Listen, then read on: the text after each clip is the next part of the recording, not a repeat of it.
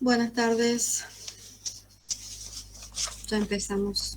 Hola, buenas tardes. Buenas tardes. Buenas tardes. Buenas. Buenas tardes a todos. Buenas tardes. Hola, profes. Buenas.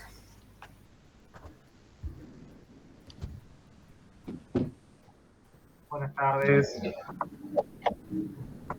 Hola, Federico.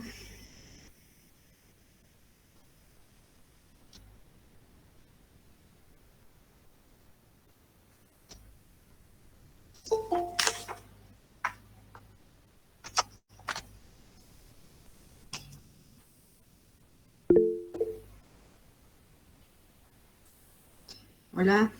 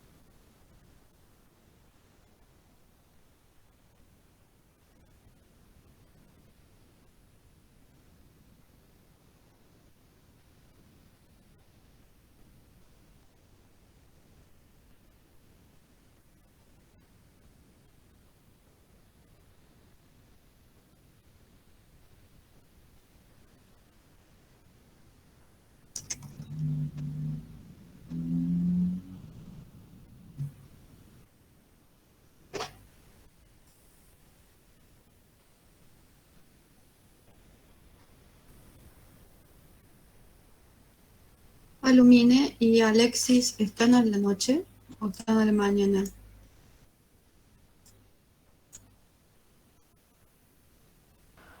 Alumine está en la mañana conmigo y Alexis está en la noche conmigo. Ya me llegaron los expedientes para la inscripción. ¿Se los mandás o se los mando? No, es el trámite que yo tengo que seguir. Es para avisarle nomás que ya. Dale. Alexis tiene que estar porque Ahí recién estoy, está ahí conmigo. escucha. Ahí está. Genial.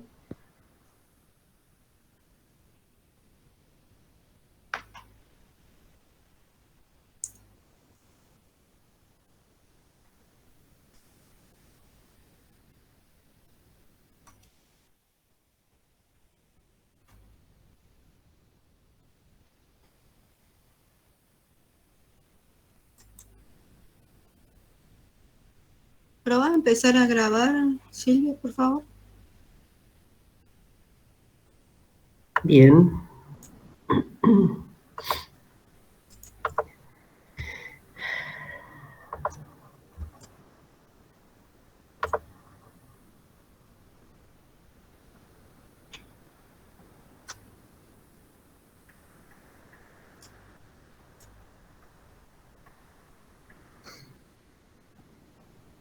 Qué lento.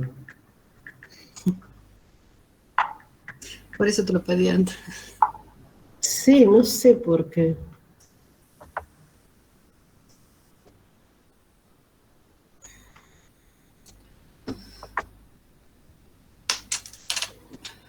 Bueno, tenemos 2 minutos. Está. Ya está.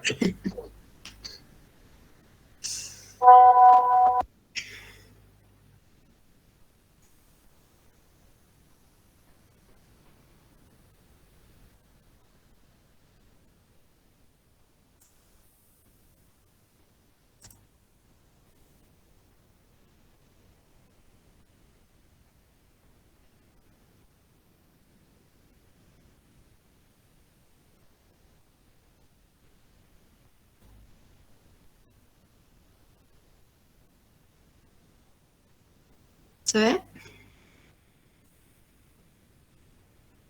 Sí, se ve. Sí. Sí, pero se ve chiquito. Ahora sí. Espera un ratito. Se ve como pone presentación Ahora de parte. Ahora sí, ahí está. ya de por sí se ve más chico. Era más chico de lo chico, digamos. Más chico de lo chico. Más chico de chico. Ahora está perfecto. Gracias. Buenas tardes de nuevo. Comenzamos con las tipologías arquitectónicas del siglo XIX. Para volver a revisar los componentes en el caso de estos periodos, vamos a ver un poquito de lo anterior y nos vamos a detener en esta primera tanda que corresponde a las tipologías residenciales en dos componentes y después en la otra tanda que es de religiosas en el componente de la estructura. Dijimos en la clase pasada que para entender esta arquitectura del siglo XIX que se transcultura a Latinoamérica, teníamos que tener en cuenta en primera instancia qué le pasaba a ese hombre europeo que es el modelo del que va a producir la transculturación al territorio latinoamericano. Ese hombre europeo se encuentra en el marco del fracaso de su mundo revolucionario y hemos visto cómo priman un trasfondo filosófico donde por un lado hay un acento en la fe que tiene en cuenta más el lado romántico de este hombre, que tiene mucho que ver con los ideales de ese hombre y con los valores morales, sobre todo los ideales de libertad, de igualdad, etc.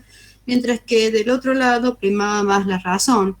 A esta línea tenía que ver más con lo racional, con el positivismo, mucha más relación con la ciencia y por supuesto va a estar vinculado directamente con la idea del progreso y la economía. Por eso el hombre que se adhiere a esta línea filosófica del romanticismo tiende a evadir la realidad y cuando se evade de la realidad, se sale de la realidad que no le gusta, va a buscar en el pasado asociar valores a la arquitectura histórica.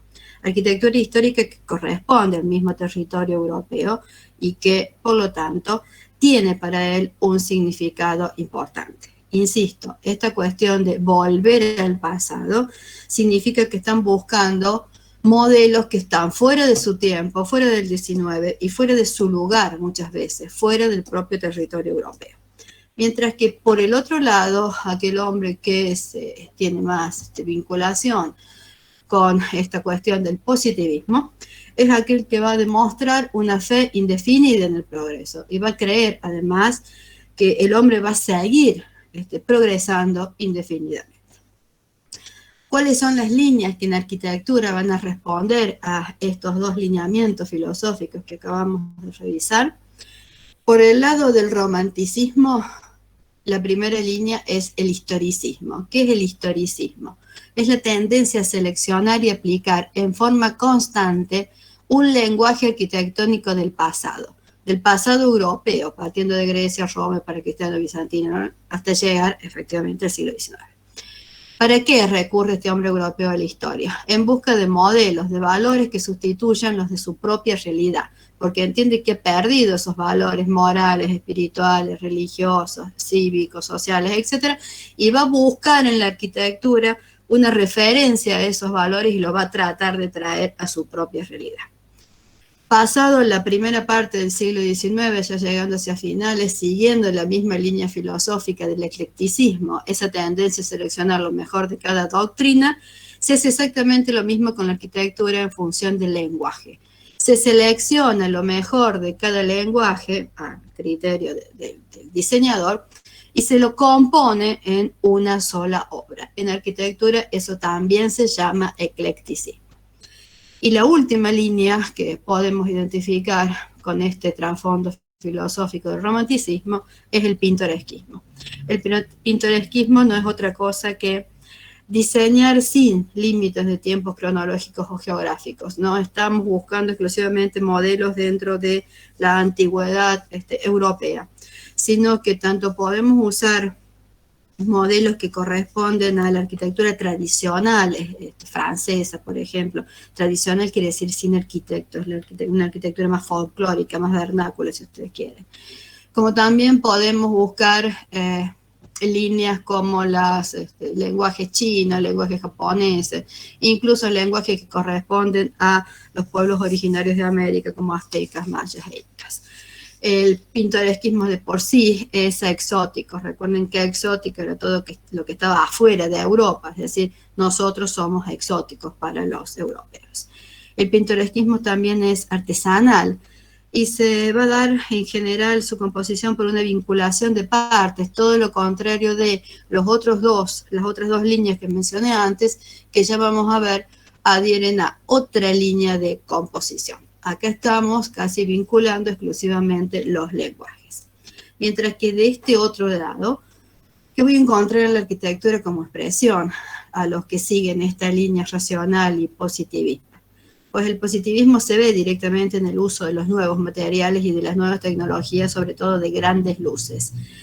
Van a ser muy usadas en todos los que sean servicios de transporte, de abastecimientos, etcétera, que industriales, por supuesto, que son los que más se van a desarrollar durante el siglo XIX. Y casi como una articulación entre este siglo XIX y el siglo XX van a aparecer las vanguardias, aquellos que denominamos modernismo, ojo, no moderno, modernismo, que va a tratar de romper con algunas líneas de composición del siglo XIX y lejos de tomar como referencia un modelo histórico, va a trabajar con líneas que pueden ser líneas sueltas, curvas o geométricas, como es el caso de primero el Art Nouveau y un poco más tarde ya el Art Deco. Entonces, siguiendo esas líneas, el hombre americano, ¿qué hace? Pues no tiene ningún modelo en asociar, ningún, problema en asociar valores, pero de progreso y buen gusto, a estos valores de la arquitectura histórica europea. ¿Qué está haciendo? Un revivalismo de un revivalismo, un recuerdo de un recuerdo, porque en realidad todos estos lenguajes no se dieron en el territorio americano, se dieron exclusivamente en el territorio europeo. Y tampoco va a tener problema en mostrar una fe indefinida en el progreso, porque es de por sí casi la posición que va a tener el hombre americano. Quiere decir entonces que nosotros vamos a encontrar cualquiera de estas líneas que se dan en Europa transculturadas al territorio americano, pero siempre hagan esa asociación de estos valores que se pretende evidenciar, entendiendo que son el resultado de una transculturación, de una vuelta al pasado que no es nuestra. El primer componente, el tipo funcional. A lo largo del siglo XIX también se consolida esta nueva ciencia que es la historia. La historia de la arquitectura en particular va a partir de empezar a sistematizar los ejemplos arquitectónicos del pasado y ya hacia finales del siglo se van a construir, se van a elaborar las primeras historias de la arquitectura. Muchas de ellas partes de comparar tipos funcionales. Uno de los más destacados, ya un poco más tarde, va a ser Pevsner, el que escribe uno de los primeros, junto con Fletcher y Pevsner, escriben las primeras historias de la arquitectura en función de esta organización por funciones. Cuando se estudia arquitectura hacia fines del siglo XVIII y principios del siglo XIX, se lo hace en estas academias de bellas artes, estas academias de Beaux-Arts en París, que son fundadas aparte por el mismo Reich inicialmente y después incluso apoyadas por Napoleón. Tienen algunos profesores destacados, entre ellos Luis Durán, que es aquel que tengo acá arriba, que escribe, entre otras cosas, estas precisas lecciones de arquitectura. ¿Por qué son precisas? ¿Cuál es esta característica de que tiene la arquitectura que, porque se enseña en las academias, va a tomar este nombre de academicismo? Esta forma de enseñar y aprender en las academias. ¿Qué cosa? Principios, reglas de diseño. ¿Cuáles son esas reglas? Primero, al diseño lo denominan composición. Y la composición parte de seguir ciertas reglas. La primera de todas las reglas es la simetría. Lo primero que nosotros hacemos en consecuencia cuando empezamos a analizar este tipo de arquitectura, como ya lo hemos hecho en otro también, pero sobre todo en este tipo de arquitectura, es empezar a trazar ejes. Porque todos estos edificios tienen sí o sí un eje, o dos. Uno principal y uno secundario, que es de la misma forma que ustedes empiezan a dibujar en CAD. Le dicen al programa dónde están parados. La forma de diseñar, la forma de componer de esta época hace exactamente lo mismo. La segunda regla es la jerarquía de espacios. siempre hay una sucesión de espacios que llevan desde afuera, desde el espacio público, a espacios intermedios, a zaguanes o pasillos, que me conducen al espacio principal y luego hacen exactamente lo mismo, pero en el otro sentido. Y también lo hacen en las otras dos direcciones, porque tienden a ser simétricos. Si no son simétricos en ambas direcciones, lo son simétricos por lo menos en una. Y siempre el sistema es un espacio jerarquizado que va antecediendo al que le sigue hasta llegar al más importante. Después hay una serie de habitaciones que pueden carecer de importancia y esas son las que finalmente van a estar vinculadas a través de una circulación. El estudio de la circulación para que todos los espacios, los más jerarquizados y los secundarios y los no tanto, los de servicio, funcionen, es un aspecto importantísimo también de estos planteos académicos. La otra regla es la precisión en el diseño.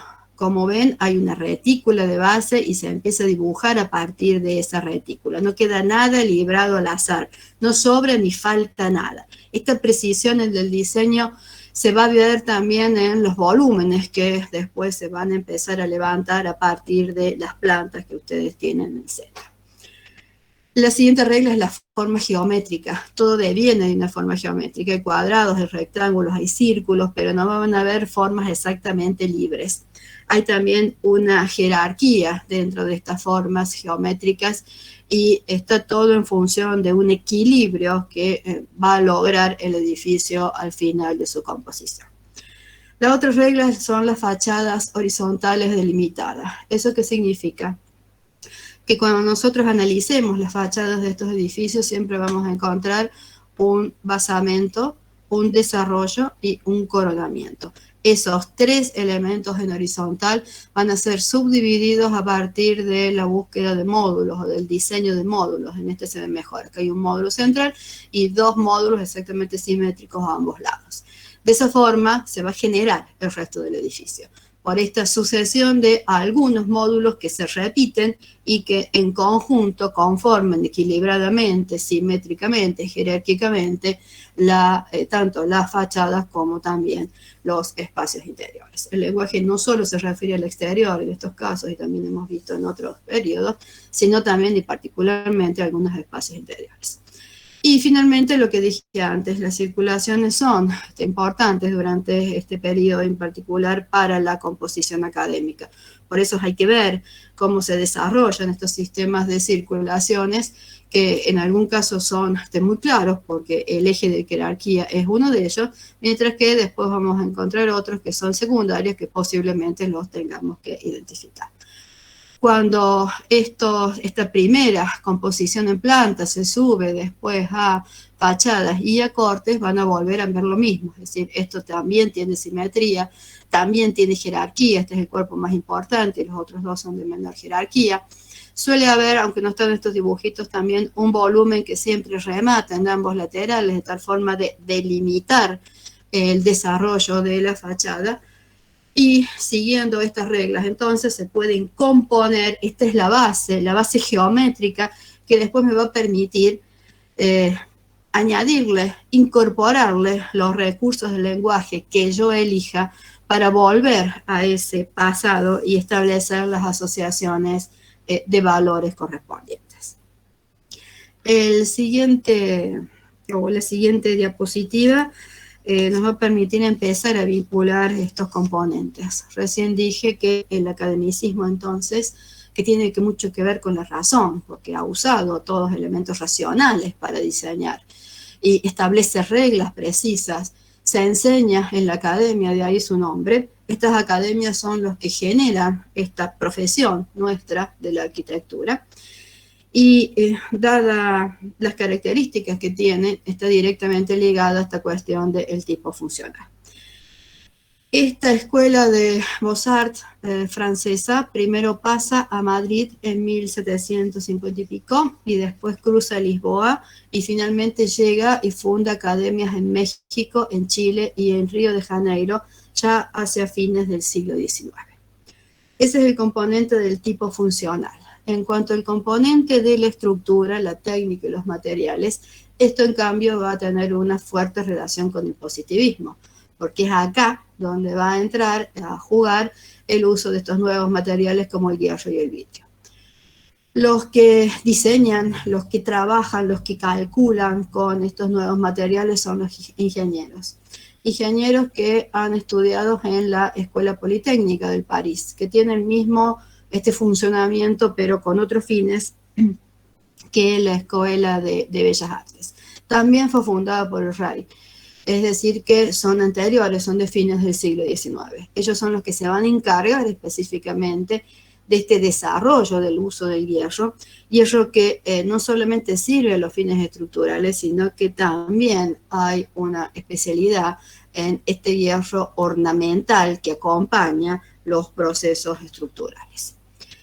Y si me quiero desarrollar un poco más este otro componente que es el lenguaje, del cual ya vi al menos la fundamentación filosófica, voy a tener que detenerme un poquito más en el proceso histórico que definimos también la clase pasada.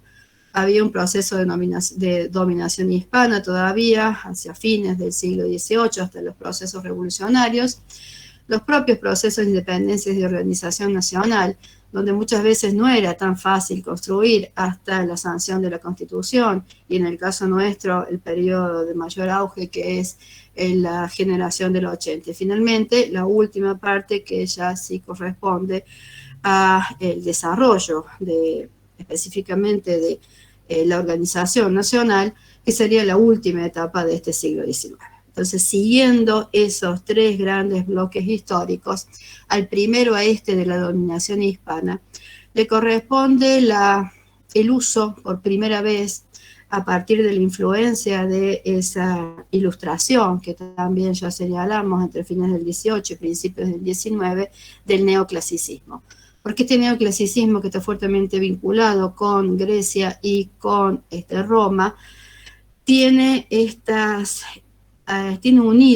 asociados estos ideales de libertad, de democracia, de derecho, en directa relación igual con la nueva República Francesa. Los nacientes estados americanos van a tomar esa misma asociación. Por ejemplo, en el caso nuestro, a partir de Rivadavia. El neoclasicismo, que usa entonces solamente esos neos, el neogótico inicialmente, el neogriego y el neorromano, y quizás el neorrenacimiento, pero sobre todo los dos primeros, y esos dos solitos, son los primeros que van a aparecer dentro de todos estos neos que vamos a ir viendo. ¿Por qué son neos? Recuerden, porque no corresponden a esta época, lo estamos trayendo de nuevo, por eso neo, y se empiezan a usar casi en el mismo orden. Al medio, en este periodo de las independencias, la organización nacional, voy a tener historicismos varios, historicismos que van desde los neoclásicos que hablé antes, al uso de neomedievalismo como neogóticos, neorromanos, neobizantinos, y finalmente los neorrenacimientos y neomanierismo para llegar a los neobarrocos. Cuando ya se les agotó todo el repertorio en esta última parte, de nuevo, aparece esta otra posibilidad de generar el eclecticismo que selecciona lo que mejor le parece en función de la composición, y de allí resulta entonces un lenguaje nuevo. Lenguaje que sigue siendo historicista porque está usando los mismos recursos históricos que utilizaban los neos anteriores. Solo que no lo usa de uno, sino que usa varios. Ojo, usa varios. Finalmente, esto no se da en forma lineal, ¿sí? Siempre hay algunos edificios que pueden estar ubicados en cuanto al lenguaje, en cuanto al tiempo, en cualquiera de estos, pero más o menos esa es una organización general. Me queda fuera de esto, ¿qué cosa? Los pintoresquismos, estos que no responden a ninguno de los neos que por orden van apareciendo porque tienen relación con la historia europea, y los antiacademicismos, es decir, aquellos que no responden a la composición de acuerdo a las normas académicas, sino que suelen diseñarse a partir de la adición mucho más libremente y sin seguir, por supuesto, las normas que hemos revisado. Ninguna de estas cosas está suelta. Quizás lo más complejo de entender del siglo XIX es que todo esto va junto. Entonces, el esfuerzo que hay que hacer en este caso es ir viendo cómo algunas tipologías academicistas siempre tienen el mismo sistema estructural, por suerte eso no varía, pero pueden tener distintos tipos de lenguaje.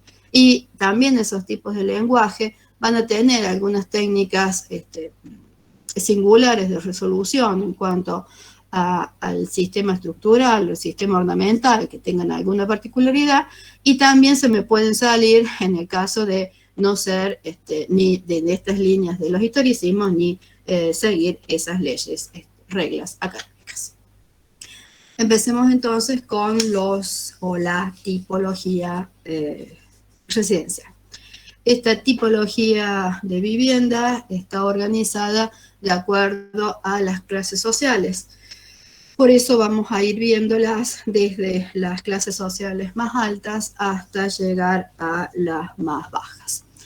Las primeras que aparecen son las que corresponden a los políticos más destacados de la primera parte del siglo XIX, o a lo largo del siglo XIX en realidad, como Juan Manuel de Rosas al principio, Justo José de Urquiza a la mitad del XIX y Julio Argentino Roca hacia el final del siglo XIX.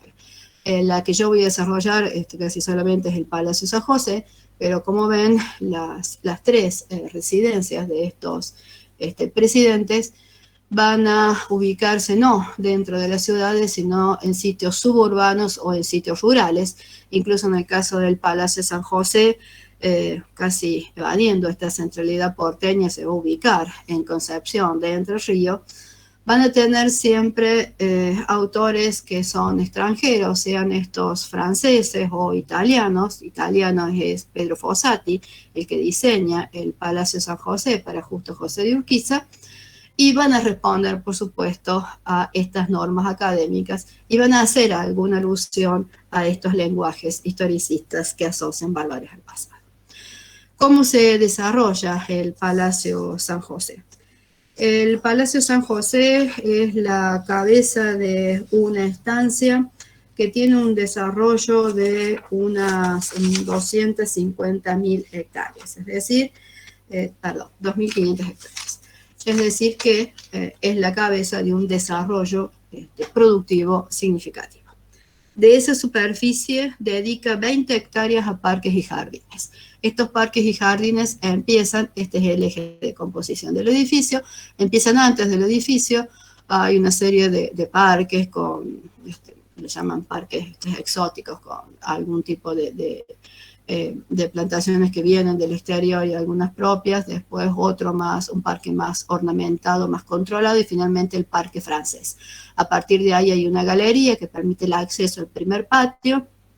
El primer patio, si lo miro, que es el que tengo de este lado, me va a hacer acordar directamente, y ese es el juego del lenguaje del siglo XIX, ¿a qué me hace acordar? A los patios del Renacimiento, porque está perfectamente ordenado a través de arcos de medio puntos, columnas, etcétera.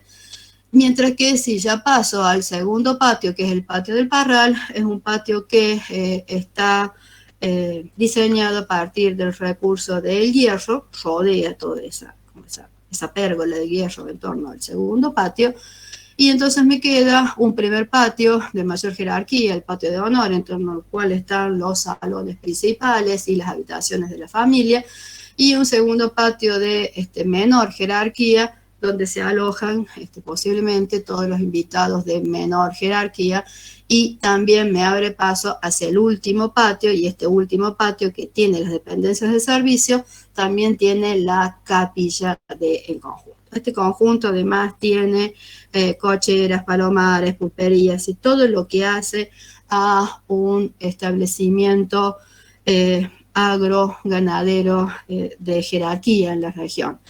Y va a llegar a ser uno de los conjuntos más importantes dentro de la nación para esta época.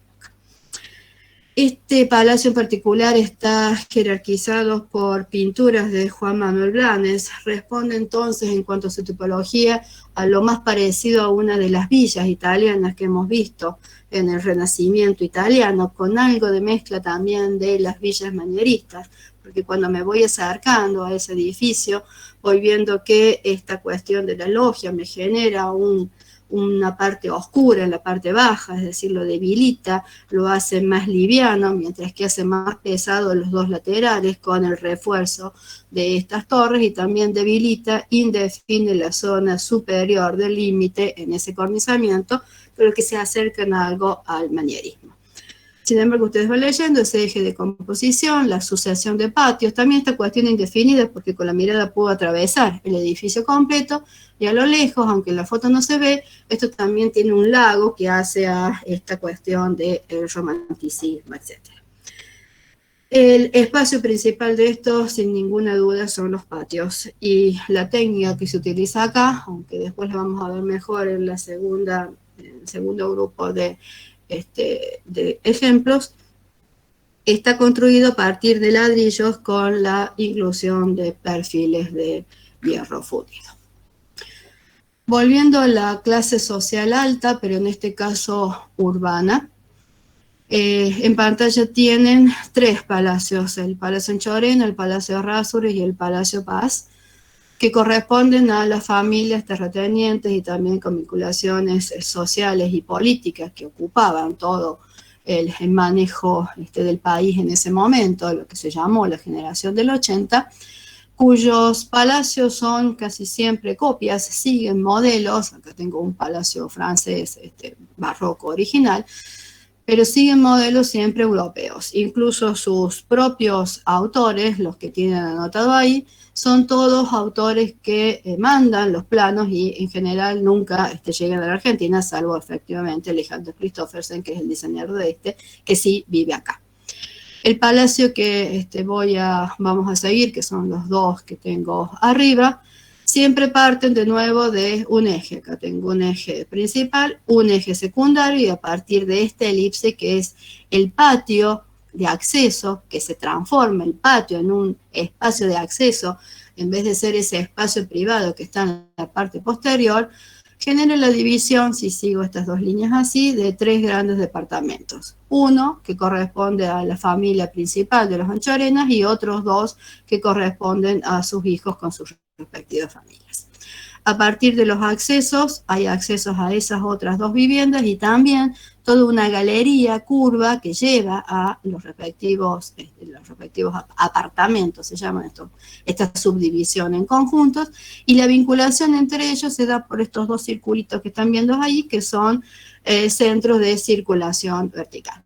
Por el eje principal voy a llegar a la escalera de tipo imperial, y esa escalera de tipo imperial me deriva en el piso social hacia estos principales espacios de recepción. El primer piso entonces se dedica a recepción. Basamento, otra vez basamento, desarrollo y coronamiento. El basamento se dedica a todo lo que sea servicios, calderas, etcétera. Social es el primer piso, privado de las familias el segundo piso, y la buhardilla, con esas mansardas que tengo en la parte superior, es donde se ubican las habitaciones de servicio. Si puedo leer en horizontal como lo he hecho, puedo leer en vertical. Y a partir de ese módulo que puedo definir ahí, repitiéndolo, voy a tener el lenguaje que va a componer la fachada exterior del edificio. Lo mismo puedo hacer en este por la esquina. Tengo un volumen que se adelanta, que está atrás de todo este conjunto. Eso que ven ahí está por ahí. Y sobre este eje de composición ingreso primero a 2 espacios de recepción y después al gran hall. Estos halls solían tener 2 o 3 niveles en altura que iban vinculando los 3 niveles de desarrollo del edificio y le daban el espacio de mayor jerarquía a todo el conjunto. Cualquiera de estos edificios se vinculan con sus respectivos jardines, menos específicamente la Anchorena, que tiene poco jardín. Sí tiene un jardín de invierno por acá y un salón dorado o el salón de baile por este lado, que en el caso del Palacio Paz, por ejemplo, es este. Como ven, la partición en horizontal de los 3 es exactamente igual, y la partición en vertical también la puedo leer perfectamente. En los interiores, el barroco, si en el exterior era un barroco francés muy controlado, en cambio en los interiores es directamente desbordado. Acá se ve la idea de buscar en esas clases sociales europeas esta cuestión del prestigio, de la idea del progreso y también de la idea del poder. La mayoría de estos materiales, por supuesto, son importados y también lo son, en parte, muchas veces, toda la herrería que tanto en las rejas exteriores como en ventanas y ornamentaciones internas van a ir encontrando en el desarrollo de la arquitectura. Nada de esto entonces tiene una escala doméstica, tienen escalas que son importantes en relación a su vinculación con la ciudad, porque estos palacios no están aislados, sino que están en conjunto en la zona de Recoleta o en los principales sectores de cada una de las ciudades argentinas. Y en conjunto, ¿qué tienden a formar en cada una de estas ciudades? Un pedazo de espacio público, un fragmento de espacio público que les recuerde a ese modelo de vida que es París. De la misma forma, en el caso de Córdoba, tienen al Palacio Ferreira. El Palacio Ferreira fue encargado por el doctor Martín Ferreira, que a su vez era el dueño de las canteras en malagueño. Este edificio está diseñado por un estudio francés que se inspira en... el dueño le dice quiero un palacio que sea igual al palacio que es de París, y el estudio francés lo hace prácticamente igual y manda los planos. La mayoría de los materiales otra vez viene en barco y por supuesto son importados, salvo los ladrillos que son de acá. De nuevo acá que tengo un eje y a través de este eje principal de composición, el espacio interior-interior que permite acceder mediante el auto es una incorporación de esta época. Tengo dos espacios intermedios que actúan a modo de filtro hasta llegar al gran hall de ingreso. Este hall de ingreso de triple altura es uno de los espacios más importantes en relación a estos edificios que vamos a encontrar en la Argentina. El propio Pevsner, que fue este autor que les mencioné antes, llegó a indicar que la escala de este hall central no tenía ningún antecedente ni siquiera en Europa. En ese hall central está ubicada esta escalera de tipo imperial que abre sus ramas y sube hasta el primer piso. Basamento, desarrollo y coronamiento. El primer piso dedicado a las actividades sociales, el jardín de invierno en este caso está acá, el estar está por acá, el comedor está por aquí, y este se abre como una explanada hacia el jardín diseñado además por Charles Taille, que era ese diseñador paisajista francés que había llegado a la Argentina. Si lo miro por fuera, tengo todos los elementos que puedo empezar a asociar a un barroco francés. Un barroco francés que es controlado en cuanto a la ornamentación exterior, pero que cuando ingreso en los espacios interiores ya se nota esa influencia que empieza a tener espacios de mucha ornamentación, pero también de mucha riqueza en los detalles. Y en los detalles se destaca sobre todo el uso de la herrería, como están viendo en algún detalle por allá arriba. El uso de la piedra símil París indica no el uso de una piedra de revestimiento, sino de un revoque que parece ese revestimiento en piedra, y el revoque en sí se llama símil París, está imitando esa piedra parisina. Este es el jardín de invierno, que incorpora también toda esta nueva tecnología para mantener calefaccionado y además con vapor algunos de estos ambientes para mantener plantas exóticas, y el comedor por este lado. Paso a una tipología intermedia. Sigue siendo una clase dominante, una clase muy relacionada con la política, quizás con no todo el poder adquisitivo de los ejemplos anteriores. Este es el caso del palacete Garzón, construido para el matrimonio de Félix y Carmen Garzón. Félix Garzón va a ser un político prominente, tanto a nivel provincial como nacional, que está emperado en los petit hôtels o los hoteles particulares franceses. ¿Qué es un hotel particular? Cuando la alta clase social francesa comienza a salir de Versalles después de la Revolución, se va a fincar, y un poquito antes de la Revolución, se va a fincar en algunos barrios que están alrededor del centro del París. En lotes que son casi siempre estrechos, en donde empiezan a construir estos castillos o estos pequeños palacios que tienen una fuerte influencia de los castillos del Loire francés.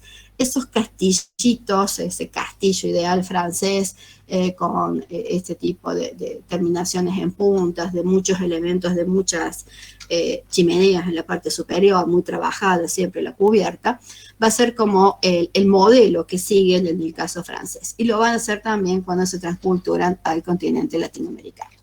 ¿Cuál es la particularidad de estos petit hotels allá y acá? Que están en lotes relativamente estrechos y que van a incorporar la cuestión de que entre el carruaje y después el auto.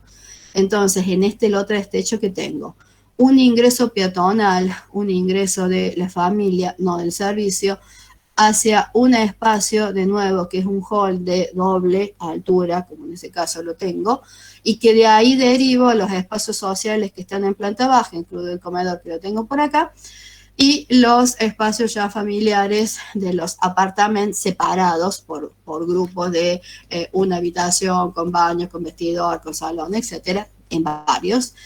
Mientras que, si ven ese pasillito, sigo el mismo caminito, o sea, el mismo eje que estoy describiendo acá, y me voy para la parte del servicio que tengo en la parte posterior. De la misma forma, si entro por acá entro con el auto o con el carruaje, y por este sector, por este vínculo, puedo ingresar directamente al salón social, que es el comedor, y seguir, en el caso del chofer, hacia la parte de servicio. O sea, tengo dos recorridos separados. Eso también se ve en el ordenamiento de basamento, desarrollo y coronamiento. El coronamiento tiene mucho mayor desarrollo en este caso, y hay un importante desarrollo de nuevo de herrería, tanto en el exterior sobre la línea municipal como en el interior. Y acá ven el hierro y el vidrio en la mampara, que corresponde a todo este desarrollo que tengo por acá. Esta alusión entonces a esta idea de los castillos franceses es lo que más va a destacar en estos hoteles particulares.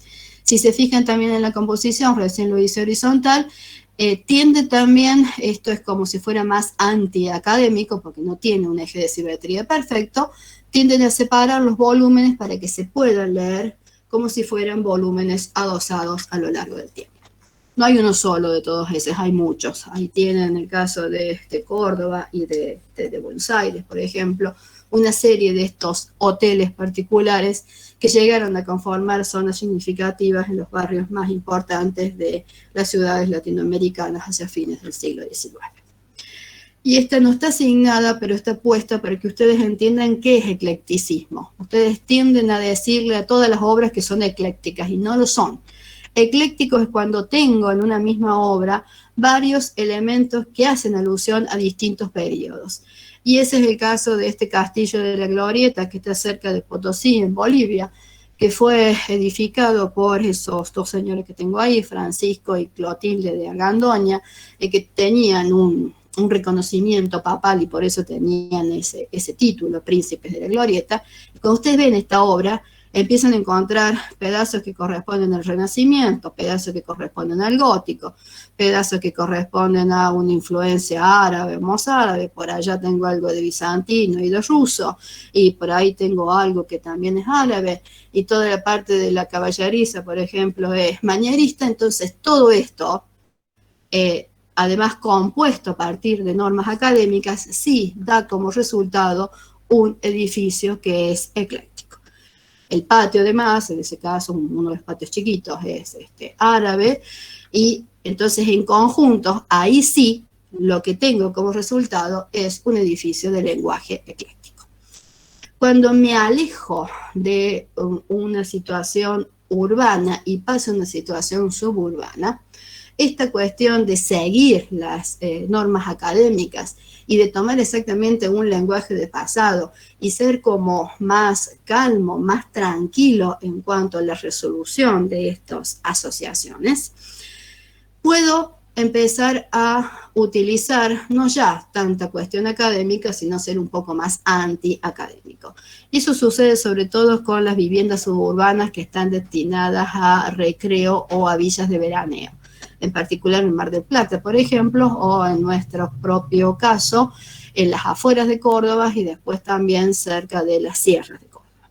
La que ahora tienen en pantalla seguramente la conocen, es el Chateau de los Carreras, que fue edificado por este señor David Carrera y Ponce de León, que llegó a ser, además de político, uno de los primeros presidentes del Banco de la provincia de Córdoba.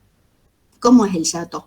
El Chateau tiene un pórtico que se adelanta, que es ese que tienen ahí, sobre una casa que no es exactamente simétrica, mejor dicho, dos volúmenes que no son exactamente simétricos, sino que se van moviendo hacia atrás, y que sobre esta L, que es la composición principal, remata en la parte posterior con un torreón. Ese torreón tiene una influencia un poco más medieval, mientras que el pórtico que se adelanta es más neomanierista, mientras que lo que tengo por atrás es de clara influencia renacentista. Se van identificando, por ejemplo, las aberturas.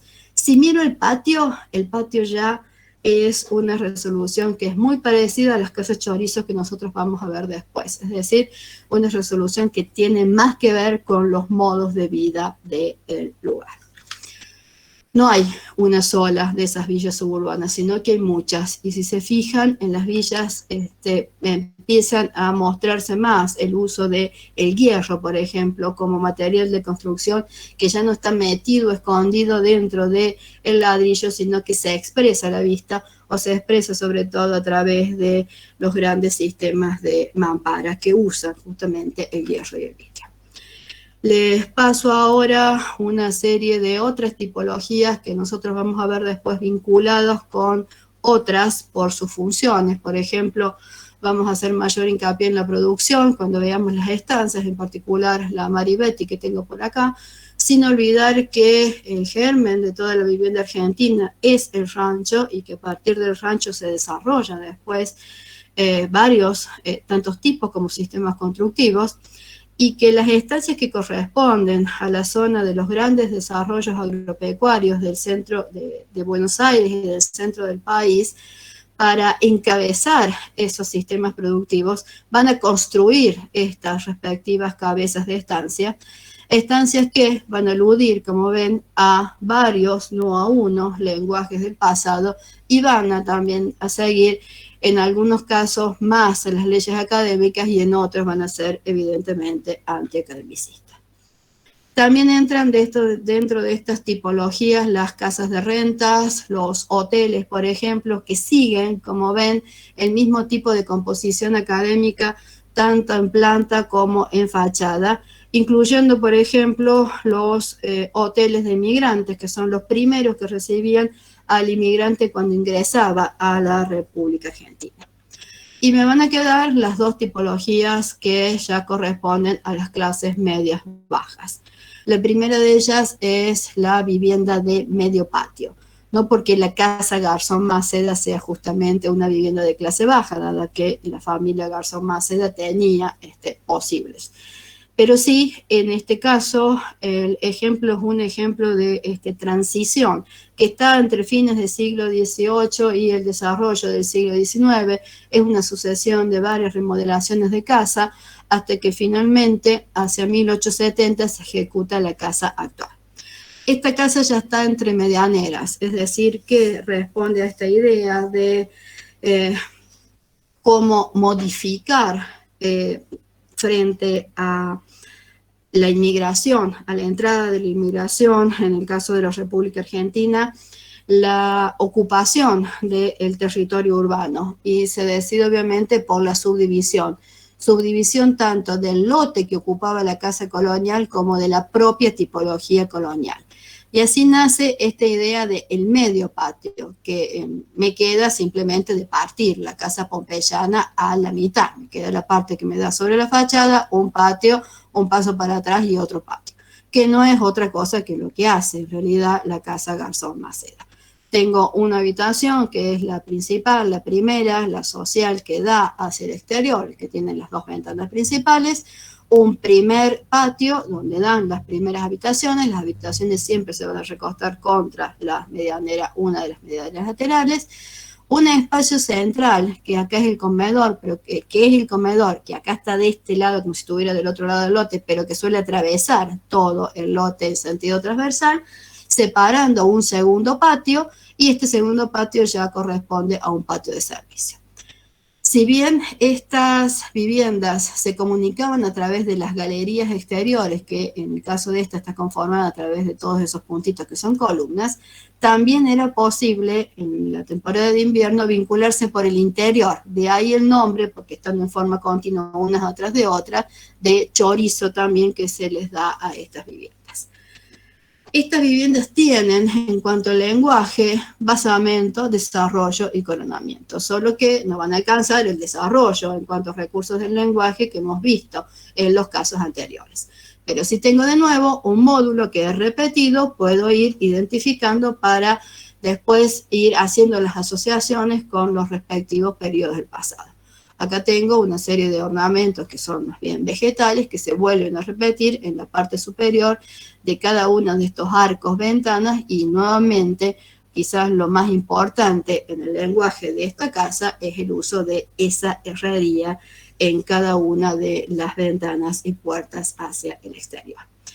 Y la casa chorizo, específicamente hablando, quizás la van a encontrar con más relación a estas plantitas que ahora tienen en pantalla, donde se organiza directamente en lotes que tienen entre 9 metros de ancho por unos 30 o 50 metros de fondo. La misma planta que describí para las anteriores la pueden encontrar en cualquiera de los planos que ahora tienen en pantalla, y de la misma forma hay innumerables resoluciones de fachadas que siguen repitiendo exactamente lo mismo: basamento, desarrollo, coronamiento, y en vertical después un módulo que se va repitiendo, a excepción de que contiene el ingreso, que siempre es el que tiene la mayor resolución o el mayor cantidad de ornamentación que marca la jerarquía.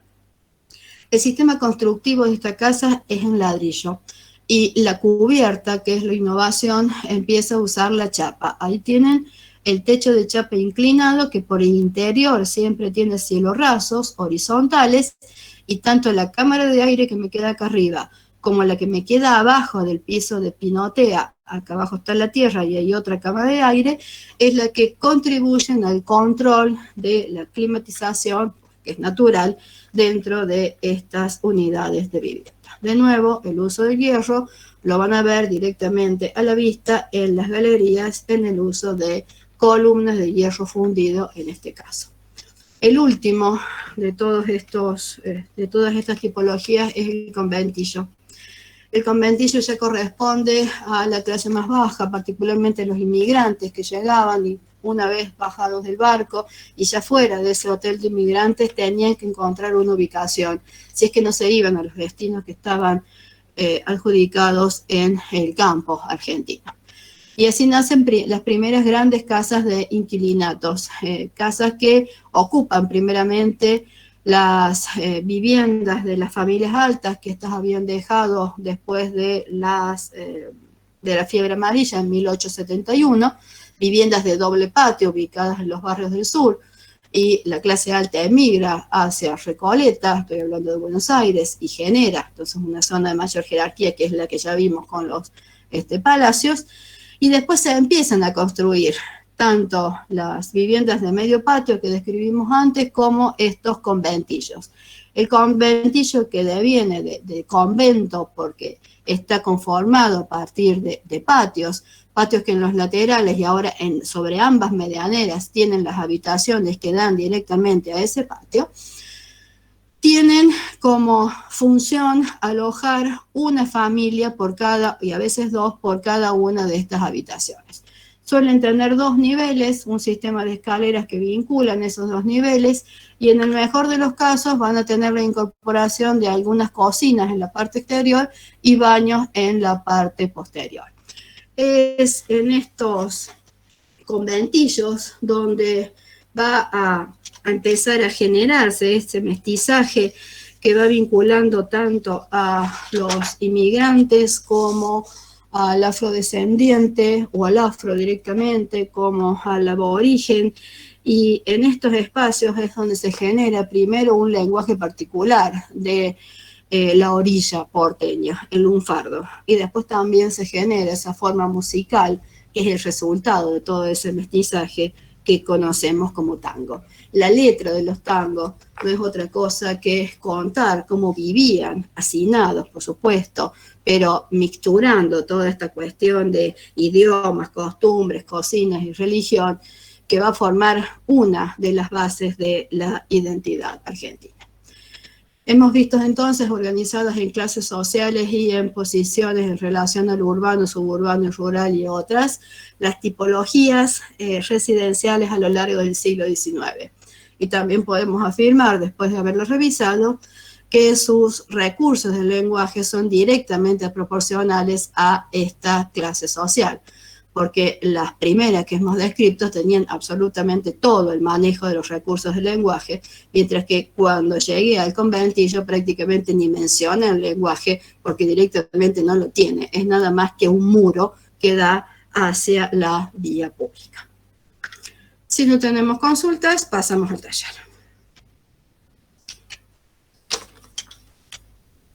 Pasamos al taller.